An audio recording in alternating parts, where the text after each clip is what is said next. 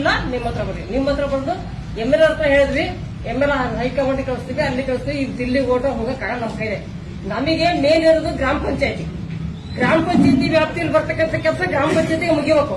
ನಿಮ್ಮವರೆಗೂ ಬರೋದು ನಮ್ ತಾಕತ್ತಲ್ಲ, ಅಲ್ಲಿವರೆಗೂ ಬರಲೂಬಾರ್ದು. ಆ ಪಂಚಾಯತಿ PDOಗಳಿಗೆ, ಆ ಪಂಚಾಯತಿಯಲ್ಲಿ ಸಿಬ್ಬಂದಿಗಳಿಗೆ ನೀವು ಸರಿಯಾದ ರೀತಿ ಮೀಟಿಂಗ್ ಕೊಟ್ಟು ಸರಿಯಾದ ರೀತಿ ಮಾಹಿತಿ ಕೊಟ್ರೆ ಅವರು ನಮ್ಮ ಗ್ರಾಮಗಳಿಗೆ ತಲುಪಿಸ್ತಾರೆ ಅನ್ನೋದು ನಾವು ಹೇಳಬಲ್ಲೆ. ಯಾಕಂದ್ರೆ ಅವ್ರಿಗೆ ಸರಿ ಇಲ್ಲ, ಅವರೇ ಸರಿ ಇಲ್ಲ. ಆ ಪಂಚಾಯತಿಗೆ ಅವ್ರು ಕುದಿಸಿದ್ರೆ ನಮಗೆ ಏನ್ ಮುಡ್ತದ್ರಿ ಕೆಲಸ? ನಮಗೆ ಏನ್ ಮುಡ್ತದ ಸರ್? ನಾವು ಬಂದ್ ನಿಮ್ಮ ಹತ್ರ ಪತ್ರ ಕೊಡೋದು ಹಾಕೈತಿ, ಕೆಲಸ ಆಗಲ್ಲ. ಅದಕ್ಕೆ ನಮ್ಗೆ ಏನೂ ಸಿಗಲ್ಲ. ಪಂಚಾಯತಿ ಸಿಬ್ಬಂದಿಗಳು ಸರಿಯಾದ ರೀತಿಯಲ್ಲಿ ವರ್ಕ್ ಮಾಡಿದ್ರೆ ಯಾರಿಗೂ ಸಮಸ್ಯೆ ಬರಲ್ಲ. ಪಂಚಾಯತಿಯವರು ಫೋನ್ ಮುಖಾಂತರ ಹೇಳಿದ್ರೆ ಅಕ್ಕಿ ಮನಿ ಬರೀತಾರೆ. ಅಲ್ಲಿ ಗ್ರಾಮ ಪಂಚಾಯತ್ ಅರ್ಜಿ ಕೊಟ್ಟರೆ ಕಸು ಸುಖ ಇರ್ತದೆ. ಇದು ಗ್ರಾಮ ಪಂಚಾಯತ್ ಅರ್ಜಿ ಕೊಟ್ಟಂಗೆ JCB ಕಾರ್ಯ ಮಾಡ್ತದೆ. ಬೆಳಗ್ಗೆ ಎಣ್ಣೆ ಮಾಡಿ ರೆಡಿಯಾಗಿರ್ತದೆ, ಕೆಲಸ ಮಾಡ್ತೇವೆ, ರಿಜೆಕ್ಟ್ ಆಗಿರ್ತದೆ. ಇದು ಗ್ರಾಮ ಪಂಚಾಯತಿ ವ್ಯವಸ್ಥೆ. ಯಾವ ಗ್ರಾಮ ಪಂಚಾಯತಿ? ಎಲ್ಲಾ ಪಂಚಾಯತಿ ಸರ.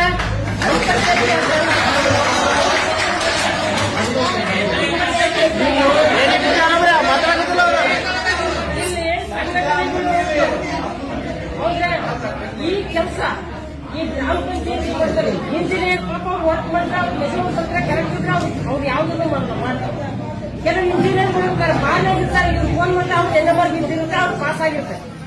ಪ್ರಾಂತ ಮಾಡೋ ಇಂಜಿನಿಯರ್ಗೆ ಈಗ ವರ್ಕ್ ಇಲ್ಲ, ಪ್ರಾಂತ BFT ಕೆಲಸ ಮಾಡೋರಿಗೆ ವರ್ಕ್ ಇಲ್ಲ, ಅವ್ರಿಗೆ ಸಂಬಳನೇ ಇಲ್ಲ. ಇಲ್ಲಿ ಕೂಲಿ ಕಾರ್ಮಿಕರಿಗೂ ಅಷ್ಟೇ, ಬೇದಿಗಳಿಗೂ ಅಷ್ಟೇ, ಕಾಯಕ ಬಂಧುಗಳಿಗೂ ಅಷ್ಟೇ. ಇವ್ರಿಗೆ ಶ್ರಮ ಪಟ್ಟವ್ರಿಗೆ ಕೆಲಸ ಇಲ್ಲ. ಬರೀ ಸರ್ಕಾರಕ್ಕೆ ಮಾಹಿತಿ ಕೊಡ್ತಾ ಇಲ್ಲ. ಆ ಪಂಚಾಯತಿ ಇವತ್ತು ಒಂದು ಪಂಚಾಯತಿಯಲ್ಲಿ ಏನಪ್ಪ ಅಂದ್ರೆ ಒಬ್ಬ PDO 3 PDO ಬಂದ್ರೆ ಆಗಿನ ಟಾಪ್ PDO ಮಾಡೋ ಇದ್ದಂದ್ರೆ ಒಂದು ಕೋರ್ಟಲ್ಲಿ ಕೇಸ್ ಇದ್ರೆ ಒಬ್ಬ ಜಡ್ಜ್ ಪಾಸ್ ಆದ್ರೆ 3 ವರ್ಷಕ್ಕೆ ಮತ್ತೊಂದು ಬಂದ್ ಜಡ್ಜ್ ಅದೇ ಫೈನಲ್ ಎತ್ತಾರೆ ಹೊರತು ಬೇರೆ ಫೈಲ್ ಎತ್ತಲ್ಲ. ಆ ಪಂಚಾಯತಿ ಸಿಬ್ಬಂದಿ ಯಾಕೆ ಆದಿರಲ್ಲ? ಒಂದು ಗ್ರಾಮ ಪಂಚಾಯತಿಯಲ್ಲಿ ಒಬ್ಬ PDOಗೆ ಖಾಲಿ ಜಾಗ ಸೈಕಲ್ ಇದನ್ನ ಬದಲಾವಣೆ ಮಾಡಿದ್ರೆ ಇಂಥವ್ರು ಸತ್ತಿದಾರ ಅವ್ರು ಕಾಯ್ದಾಗಿ ಬದಲಾವಣೆ ಮಾಡಿದ್ರೆ ಆ ಪೇಪರೇ ಅಲ್ಲಿಲ್ಲ. ಗ್ರಾಮ ಪಂಚಾಯತಿಯಲ್ಲಿ ಏನ್ ಕಾಗದ ಪತ್ರ ವ್ಯವಹಾರ ಮಾಡ್ತಾರೆ, ಏನ್ ಸರ್ ಮಾಡ್ತಾರೆ? ಆ ಪಂಚಾಯತಿಯಲ್ಲಿ ಅರ್ಜಿ ಕೊಟ್ಟರೆ ಅರ್ಜಿದಾರನ ಕೇಳ್ಕೊಂಡು ನಕಲಿದ್ದು ಕೊಡುತ್ತ ಅವ್ನು ಹೇಳ್ಕೊಂಡು ಜೆರಾಕ್ಸ್ ಕೊಡಪ್ಪ ನಾವು ಸಹಿ ಮಾಡಿಕೊಡ್ರೆ ನನ್ ಒಂದ ನಮ್ಗೆ ಐತಿಲ್ಲ ಹೋಗ್ ನೀನು ಅಂತಾನೆ. ಮತ್ ತಿರುಗಿ ಅವ್ನು ಕಾಯ್ತಾನೆ, ಯಾರ್ದೋ ಕಾಯ್ತಾನೆ, ಯಾರ್ದೋ ಮಾಡಿರ್ತಾರೆ. ಬಾಬಾ ಮೇಟ್ ಒಬ್ರು ಮನೆ ಜನತಾ ಮನೆ ಸಂಕ್ಷನ್ ಮಾಡ್ಬೇಕಾದ್ರೆ ಒಬ್ಬ ಹಾಕ್ತಾರೆ ಇಂಟಿಮೇಷನ್. ಊರಲ್ಲಿ ಗ್ರಾಮ ಪಂಚಾಯತಿ ಅವ್ರು ಓಟ್ ಬೇಕು, ಎಲೆಕ್ಷನ್ ಮಾಹಿತಿ ಬೇಕು. ಅವ್ರ ಪಂಚಾಯತಿಲಿ ಮನೆ ಬೇಕು ಅಂತ ಬರ್ಸ್ ಬರ್ತಾರೆ, ಪಾಸ್ ಮಾಡ್ತಾರೆ. ಜಾಗ ಇಲ್ಲ ಏನಿಲ್ಲ ಅಂತ ಮನೆ ಪಾಸ್ ಮಾಡ್ತಾರೆ, ಹಾಕ್ತಾರೆ. ಅವ್ರಿಗೆ ಮನೆ ಮುಂಜಾನ ಬರುತ್ತೆ, ಕಟ್ಕೊಳ್ಳೋಕೆ ಜಾಗ ಇಲ್ಲ ಇತ್ತು ಅಂತ ಕೇಳ್ತಾರೆ. ಊರ ಬೇಕಾದಷ್ಟು ಜಾಗ ಇರ್ತತಿ. ಇದ್ದಲ್ಲಿ ಫೋನ್ ಮಾಡಿ ಜಾಗ ಗುರ್ತು ಮಾಡಿ ಪಂಚಾಯತಿ ಒಂದು ತಗಡ್ ಹಾಕಂತಾರೆ, ಹಾಕ್ತಾರ. ಅದು ಬಂದು ಮ್ಯಾಲ್ ಕಳಿಸ್ತಾರೆ. ಇದ್ದರಿಗೆ ಮನೆಯಲ್ಲಿ ಕೊಡುದ್ರಿ. ಗ್ರಾಮ ಪಂಚಾಯತಿ ಇರೋದೇ ಸೋಸಿ ಕಟ್ಟಿ ಯಾರು ಬಡವರು ಇದಾರೆ, ಯಾರು ಏನ್ ಬೇಕು ಅದನ್ನ ಕೊಡ್ರಿ ಅಂತ ಇರ್ತಾರೆ. ಗ್ರಾಮ ಪಂಚಾಯತಿ ಒಂದು ಕೋರ್ಟ್, ಒಂದು ಏನಪ್ಪ ಒಂದು ಹಳ್ಳಿ ಕೋರ್ಟ್ ಇದ್ದಾಗ ಅದು ಅದ್ರ ಮುಖಾಂತರ ಎಲ್ಲ ಗ್ರಾಮಗಳು ಸರಿ ಆಗ್ಬೇಕು ಅಂತ ಇರ್ತದೆ. ಆ ಗ್ರಾಮಗಳಲ್ಲಿ ನಾಯಿ ಓಡಾಡ್ತಿದ್ರಿ, ಆ ಪಂಚಾಯತಿಯಲ್ಲಿ ನಾಯಿಗಳು ಓಡಾಡೋದಕ್ಕೂ ಅಲ್ಲಿ ಸೇರಿರುತ್ತೆ.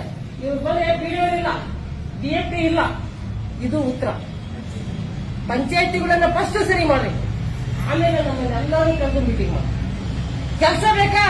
ಕೂಲಿ ಕಾರ್ಮಿಕರ ಕೇಳಿ ಕೆಲಸ ಬೇಕ್ರೆ ನಿಮ್ಗೆ ಇಷ್ಟೇ ಬೇಕಾ ಮೆಜರ್ಮೆಂಟ್ ಅಷ್ಟೇ ಅರ್ಥ ಕೊಟ್ಟಿರ್ತಾರೆ. ಮೆಜರ್ಮೆಂಟ್ ಇವ್ರು ಗೊತ್ತಿದೆ ರೂಲ್ಸ್ ಹೆಂಗೆ. ಒಬ್ಬ ರೈತನ ಕೆಲಸಕ್ಕೆ ಬೆಳಗ್ಗೆ 7 ಗಂಟೆಗೆ ಹೋಗಿ 12 ಗಂಟೆ ಮತ್ತೆ ಕೆಲಸ ಮಾಡಿದ್ರೆ 405 ರೂಪಾಯಿ ಕೊಡ್ತಾರೆ. ಇಲ್ಲಿ ಡಾಕ್ಟರ್ಸ್ ನಿಮ್ ರೂಲ್ಸ್ ಪ್ರಕಾರ ಸರ್ಕಾರ ಕೆಲಸ ಕೇಳಿ, ಕೆಲಸ ಮಾಡೋದು ಬಿಡಿ. ಕೆಲಸ ಆಗಿಲ್ಲ ಬೇರೆ ಬೇರೆ ಸರ್, ಏನಿಲ್ಲ ನಿಮ್ಗೆ ಕೆಲಸ ಆಗಿಲ್ಲ ಇವತ್ತಿನ ಮಾಡ್ಕೊಳ್ಳಿ, ಇಲ್ಲ ಇಷ್ಟೇ ಕೂಲಿಗಳು, ನಮಗೆ ತೊಂದರೆ ಇಲ್ಲ. ಬಡವ್ರು ಬದುಕೋಸ್ಕರ ಈ ಕೆಲಸ ಕೊಟ್ಟರು. ಒಂದ್ಸಲ ಬರ್ದು ಅಂತ ಈ ಕೆಲಸ ಕೊಡೋದು. ಕುಂದುಕೊರತೆಗಳು ಬಡವರಿಗೆ ಕುಂದುಕೊರತೆಗಳನ್ನ ಆಲಿಸ್ತಿರ್ತಾರೆ. ಆ ಕೆಲಸದ ಮೇಲೆ ಎಲ್ಲ ಸಂಬಳ ಬರ್ತಾ ಇದೆ.